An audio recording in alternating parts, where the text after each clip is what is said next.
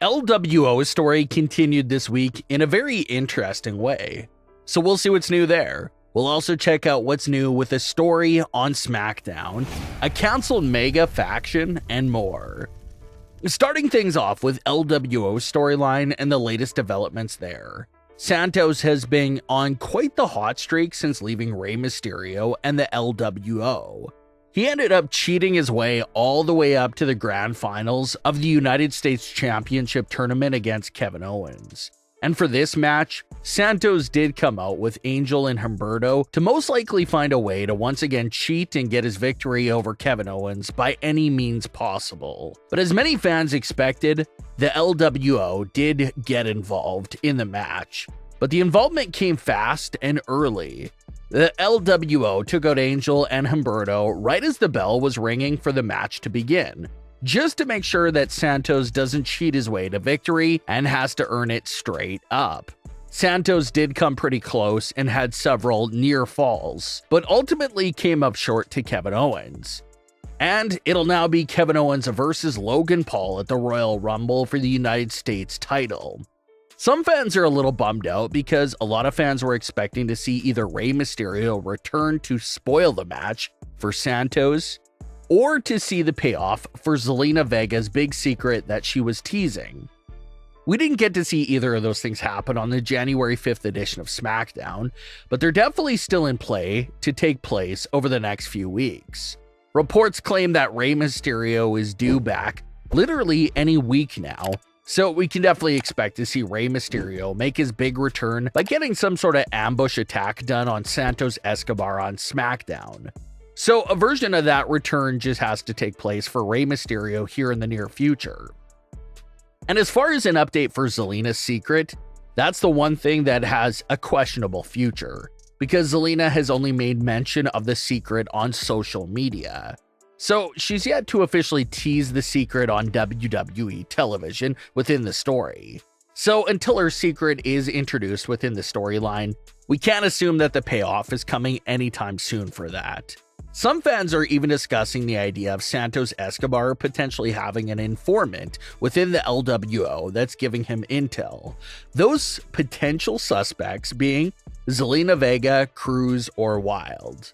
The reason why this informant theory could make sense is because those three individuals did first come to SmackDown with Santos Escobar, and they did arrive on the scene as a heel faction.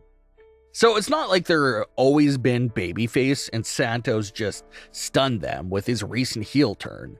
That entire faction was a heel faction from the start. They were all perfectly fine with Santos' heel ways when they first got to SmackDown back then.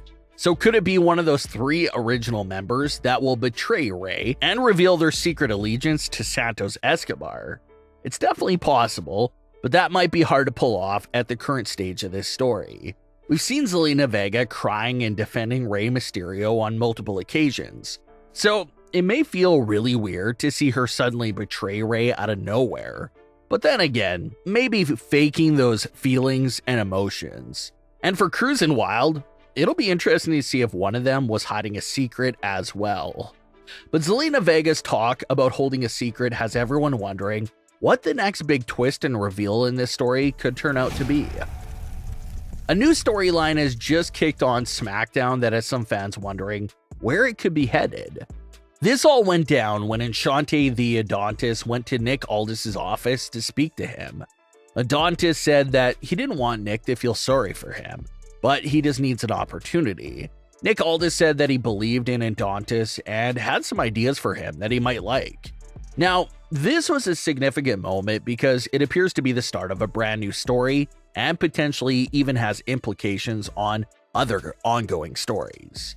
B-Fab and Adonis were obviously core members of the Hit Row faction, but ever since Top Dollar was released from WWE, the remaining two Hit Row members have been completely lost in the shuffle.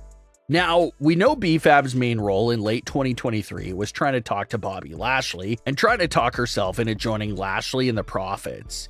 And even after B-Fab had first started talking to Bobby Lashley, there was a segment of B-Fab and Adonis still talking with each other backstage, leading fans to believe that the two remaining Hit Row members were still close with each other, and also leading fans to wonder if B-Fab was trying to get herself and Adonis into the faction.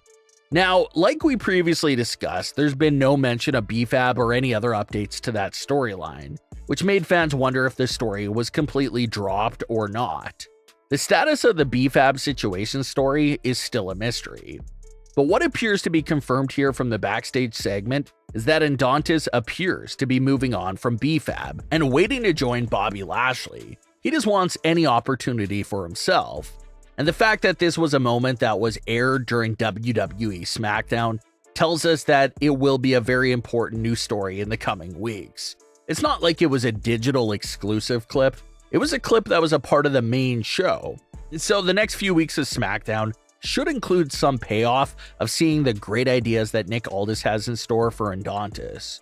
And a lot of fans are truly loving Nick Aldis' portrayal of a general manager, because he plays the character in such a great way that really makes you feel like he's the one in charge of the show. And up until this point, he also appears to be a fair general manager. He's not too much on the babyface side, he's not too much on the heel side. So far, he's a great general manager that will call it right down the middle and give all superstars fair opportunities. So, whatever he has in store for Adonis shouldn't be cruel or unfair circumstances. It should be a fair situation that does allow Adonis a fair shot at building some momentum. So be on the lookout for some payoffs for that new storyline coming up here in the new future. Matt Hardy recently revealed some scrapped and canceled plans for what many believe could have been one mega faction. According to Matt Hardy, Vince McMahon had approached him right around that 2018-2019 timeframe with a pitch about a new faction. Vince McMahon wanted to see Matt Hardy, Jeff Hardy, and Bray Wyatt all together in a faction that featured all three of them switching back and forth between different personalities. Vince McMahon wanted all three of them to work similar to how Bray Wyatt was working at the time.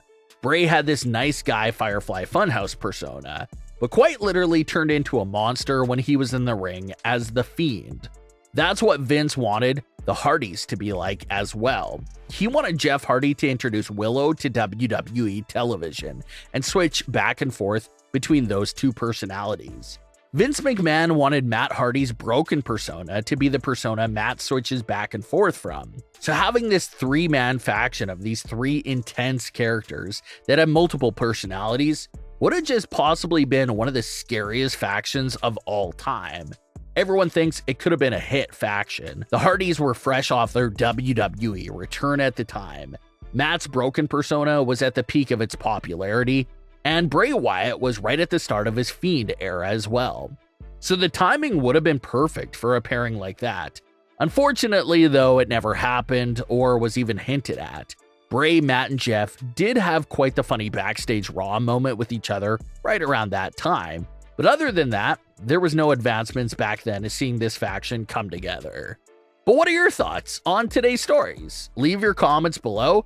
Don't forget to subscribe with all notifications on and leave a like if you enjoyed. Thanks for watching, guys.